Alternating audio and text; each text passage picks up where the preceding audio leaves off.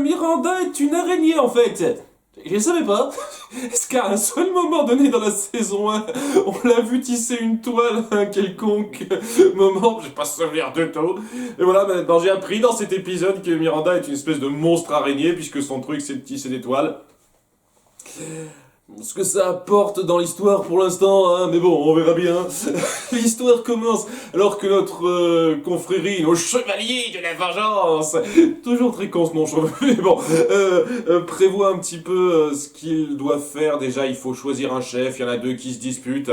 Il y a le mec Frost et puis le type qui a été jeté dans le gouffre à la place de Vathek au début de la saison 1. Genre le personnage le plus oubliable du lot et c'est lui qui finira par devenir le chef.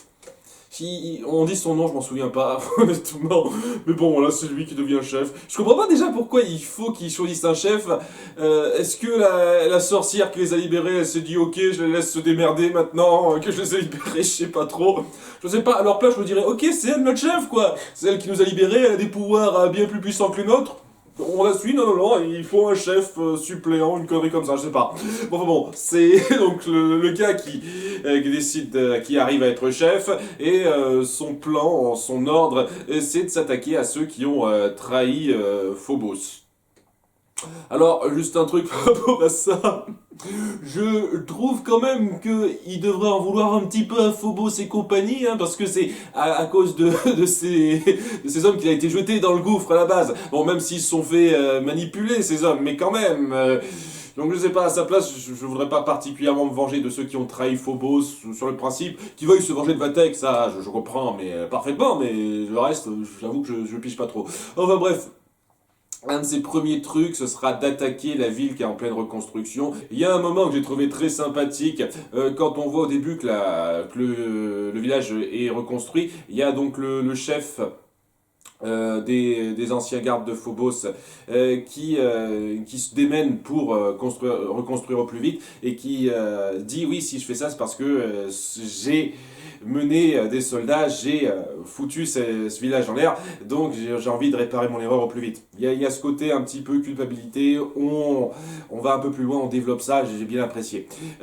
Bref, ils sont attaqués par toute notre confrérie qui fout un peu tout le bordel et qui gâche totalement cet effort-là, et il finit par capturer donc le chef des anciens soldats de Phobos qui les a soulevés contre lui. À nouveau, ça n'a rien porté à la fin de la saison 1, je trouve, mais bon, si vous voulez un petit peu tabler sur ça, c'est pas plus mal, hein, je vais pas me plaindre.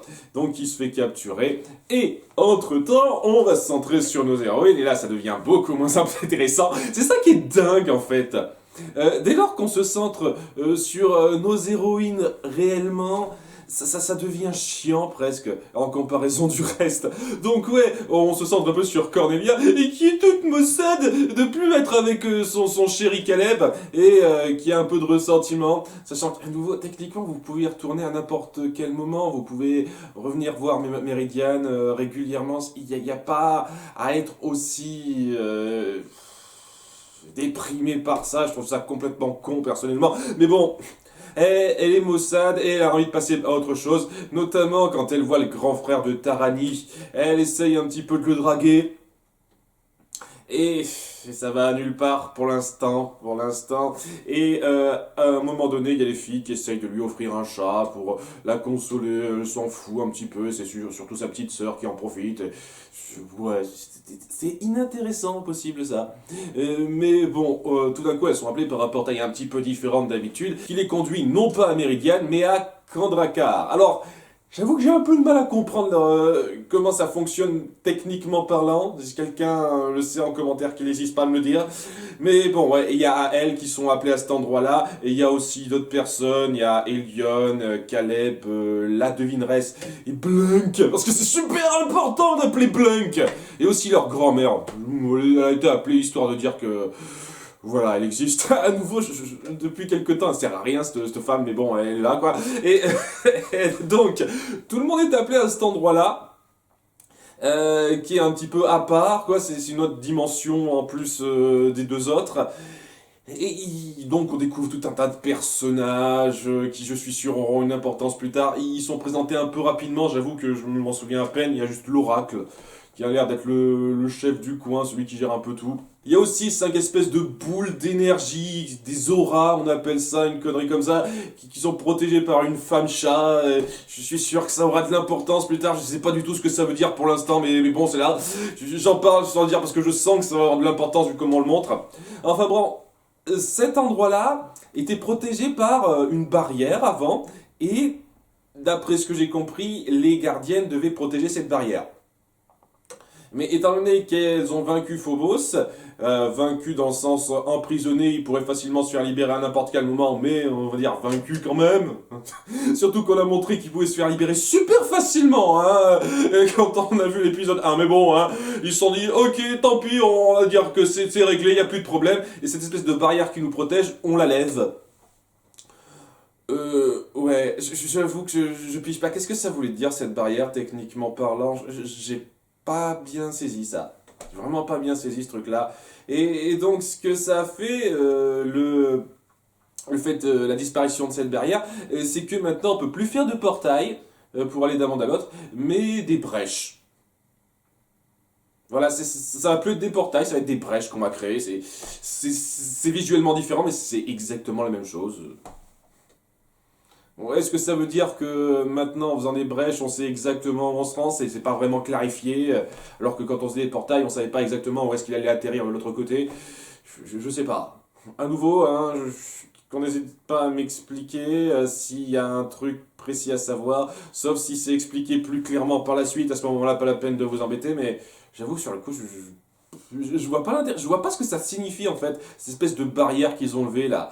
Donc, ok, ils ont levé une barrière. Il y a tous ces gens à Kandrakar, donc cette espèce de dimension qui dirige un peu tout, qui gère des trucs. Je sais pas ce qu'ils gèrent exactement, je sais pas quelle importance ça a, mais j'imagine que ça a une importance. Voilà, on nous présente ça rapidement histoire de dire que ça existe, mais je sais pas, en termes d'exposition, je trouve que vous n'avez pas été super efficace, hein, parce que j'ai pas été particulièrement ni au parfum, hein. C'est juste, vous avez balancé un tas de trucs. Je sais que ça existe, ça, maintenant. Je sais pas ce que ça signifie, une bonne partie du truc, mais c'est là, voilà. Bon, un truc que j'ai noté par rapport à ça, c'est que la devineresse a un certain lien avec l'oracle, hein, le chef du coin, et ça, elle a l'air assez partante à l'idée de rejoindre un petit peu cette espèce de grande confrérie qui gère tout. Ce qui pourrait être intéressant avec son côté énigmatique à la fin de la saison 1, peut-être qu'elle cherche à avoir la main mise sur beaucoup de trucs et pouvoir lancer ses sales plans ou un truc comme ça à un moment donné quand elle aura vraiment les pleins pouvoirs. Et ça me fait penser que peut-être, je dis bien peut-être, vraiment elle est la sorcière qu'on voit qui a libéré donc nos méchants dans le premier épisode et qu'on voit rapidement en début de ce deuxième épisode. Ce serait la même personne, ces deux-là? Je veux dire, la sorcière apparaît juste après qu'elle soit partie de la prison, donc sans qu'elle la remarque, la devineresse. Ça expliquerait ça, et donc elle manipulerait un peu les choses de façon à amener les choses en sa faveur. Ça serait pas impossible, peut-être. En tout cas, sur le principe, ça va pas changer grand-chose aux habitudes de nos héroïnes qui pourront passer d'un monde à l'autre sans problème, cette fois via des brèches plutôt que des portails, voilà. Donc sur le coup, ça change pas grand-chose, je trouve, mais on verra bien. Il y a aussi Blunk, parce que oui, on essaye de jouer un petit peu sur le fait que Blunk était censé sentir les portails, mais maintenant il peut plus les sentir les portails, parce qu'il n'y en a plus, il y a des brèches, donc on lui donne un moyen d'être utile. Pendant qu'il essaye de shipper des trucs à Kandrakar, et tout le monde se dit ok, il essaie de nous shipper des trucs, ça nous dérange pas plus que ça. Il y a l'oracle qui lui donne une espèce d'objet à la con pour ouvrir des brèches comme il veut lui aussi. Il maillotche pour tout le monde peut ouvrir des brèches n'importe quand. Pourquoi pas un objet comme ça à Caleb? Je pense que ça aurait été pratique, hein, plus pratique pour Caleb que pour Blunk, hein, mais bon, voilà, il fallait qu'on force Blunk là-dedans. Ça me saoule cette façon de mettre en avant un personnage qui n'a clairement pas sa place là-dedans, juste parce qu'il fallait avoir cette espèce de mascotte débile tout le temps. Il me gonfle celui-là. C'est pas la pire mascotte qui existe, j'ai vu un peu pire, mais vraiment j'aurais pu m'en passer sérieusement. Bref, alors qu'elles sont là-bas, nos héroïnes finissent par apprendre que Miranda s'est échappée. Alors ça c'est un truc que la devineresse lance comme ça. Et Elion se dit « Quoi? Miranda s'est échappée? Pourquoi on m'a pas prévenu ?» Et c'est une bonne question, pourquoi on l'a pas prévenu? Genre, la première chose que vous devriez faire, dans ce cas-là, il y a une sorcière super puissante qui a pu libérer sans problème des personnes de la prison de Méridiane. Qui aurait la possibilité très clairement de libérer à nouveau. Ça a interpellé personne, personne s'est dit, ok, ce serait bien de prévenir les autorités compétentes et d'être vraiment sur le qui-vive par rapport à ça. Non, non, tout comme nos héroïnes se disent, tiens, il y a un truc bizarre qui a permis à Frost de se barrer alors qu'on le combattait. Non! C'est cette mentalité de merde qu'on a depuis le début de la série, du genre, on se laisse faire et on réagit que quand il nous arrive un truc. Alors qu'on sait clairement, pertinemment, qu'il y a quelque chose qui se trame, qu'il y a des méchants qui sont... ils sont de sortie et qu'il y a un truc pas net là, qu'il faudrait rester sur le qui-vive, mais on s'en fout ça. On laisse juste les choses se faire et on fait que réagir. Ah! Voilà, ça c'est un truc qui me gonfle depuis le début de la saison 1, donc ça change rien, hein, mais voilà, ça montre que ça n'a pas autant évolué que ce qu'on essaye de me faire croire quand même en commentaire, hein. Il va y avoir des trucs qui vont me saouler un petit peu dans cette saison 2 comme dans la saison 1. Maintenant que tout le monde sait que Miranda a été libérée et qu'on voit qu'il y a quelques trucs un peu louches qui se trament, il y a nos héroïnes qui disent ok, on va retourner sur Méridiane en accompagnant Caleb et elles vont se mettre sur la trace de nos chevaliers de la vengeance et les combattre à plusieurs reprises, alors que bon, ils ont réussi déjà au début à capturer le chef des soldats qui s'est rebellé contre Phobos. Et leur prochaine cible, c'est Vatek. Voilà, il y avait que ces deux-là qu'ils ont choisi. Ça amènera nos héroïnes à avoir 2 confrontations à la suite avec notre groupe de méchants. C'était pas mal, j'ai vu mieux en termes d'action. C'est un petit peu le problème aussi quand on doit gérer ce genre de grand conflit avec beaucoup de personnages d'un côté et beaucoup de personnages de l'autre. C'est difficile de rendre ça ultra vif et d'éviter que le spectateur se dise « Attends, ce serait... » Normalement, machin devrait faire quelque chose à ce moment-là. Pourquoi il est dans son coin à attendre son tour pour combattre? Bon, j'ai également ce genre de problème avec d'autres séries de ce genre-là. Là, je trouve que quand même que vous auriez pu rendre ça un tout petit peu plus vif. Plutôt que, machine utilise ses pouvoirs contre machin et on attend un petit peu. Le deuxième combat, parce que comme je le dis, son combat est en 2 parties, était un petit peu mieux, un petit peu plus vif, mais quand même.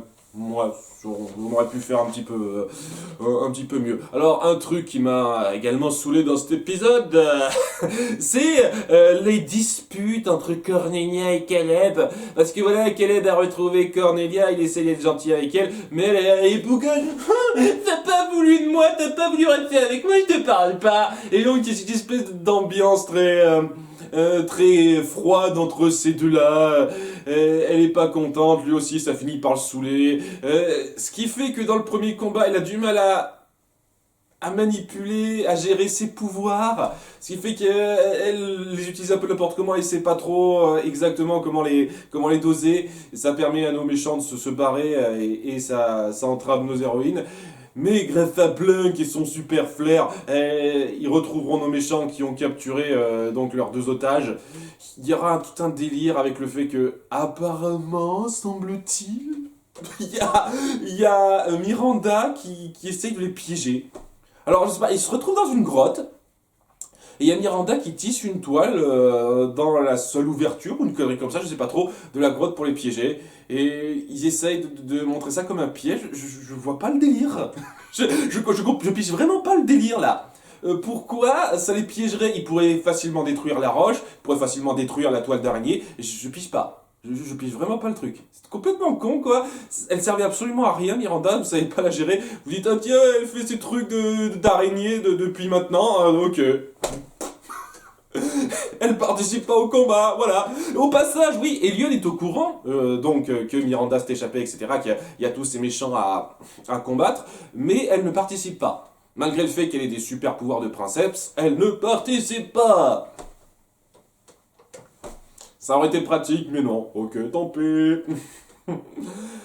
Ouais, donc deuxième combat, c'est un petit peu plus vif, un peu plus sympathique que le premier.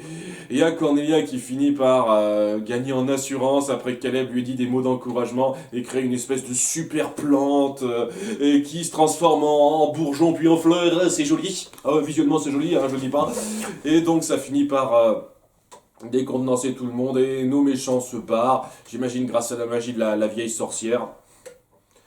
Et nos héroïnes décident de rentrer maintenant que c'est réglé et que Caleb dit c'est bon on les aura ces méchants malgré le fait que c'est une grosse coalition de types super puissants que vous avez déjà du mal à combattre vous les gardiennes mais nous ouais on va s'en charger c'est bon faut repartir dans votre coin à nouveau réaction au lieu d'action je trouve ça un peu dommage.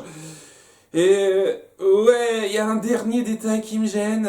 Parce que ouais, cet épisode est un peu centré sur Cornelia, faut avouer. Où Caleb dit je reste quand même à Meridian parce qu'il y a des choses à gérer. Ah oui, bah oui, hein, il y a le groupe de méchants quand même.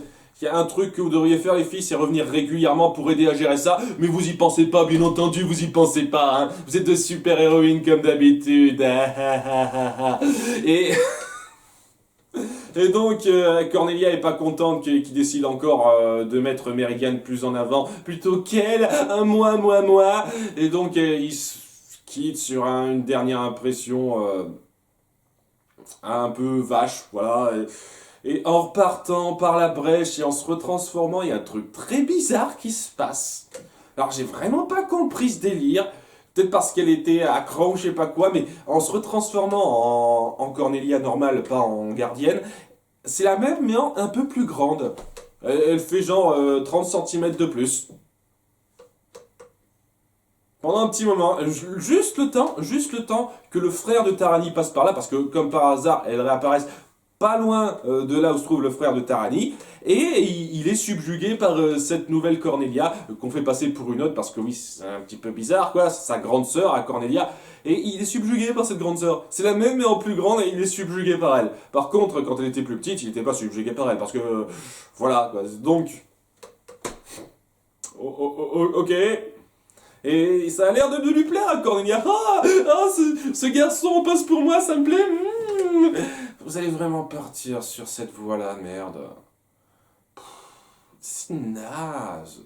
C'est naze de créer cette espèce de pseudo-triangle amoureux maintenant.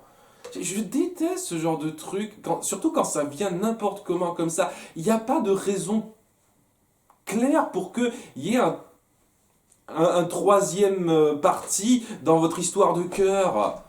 Je déteste pas les triangles amoureux sur le principe, quand ils sont bien instaurés, quand ils sont bien mis en place, mais là c'est de la merde. Voilà, donc j'en reparle rapidement, mais oui, ça a duré 30 secondes, cette espèce d'effet je suis grande, puisqu'elle récupère sa taille peu de temps après, le temps que le frère de Tarani ne soit plus là, ça tombe bien. Je vois pas l'intérêt, quoi. Tout le passage autour de Cornelia et Caleb était chiant et ennuyeux. Et le reste, c'était pas mal, c'était sympa. C'était sympa de voir tous ces méchants œuvrer ensemble. Bon, l'action, j'ai été un peu méchant, mais elle était quand même sympathique. L'action était sympathique. Il y avait de bonnes idées par rapport à la reconstruction, notamment Vatek qui est prêt à se mettre en pâture pour attirer les méchants, c'était bien ça aussi. J'ai apprécié pas mal de choses à ce niveau-là. Ce que ça a apporté de nouveau, cette histoire de Kandrakar, l'oracle, cette espèce d'organisation, j'avoue que pour l'instant j'ai du mal à entrer dedans, mais bon, il faut le temps, hein, c'est qu'un seul épisode, hein, on est d'accord. En attendant, c'est un épisode correct, je dirais. On verra un peu par la suite, à bientôt pour l'épisode 3, bye.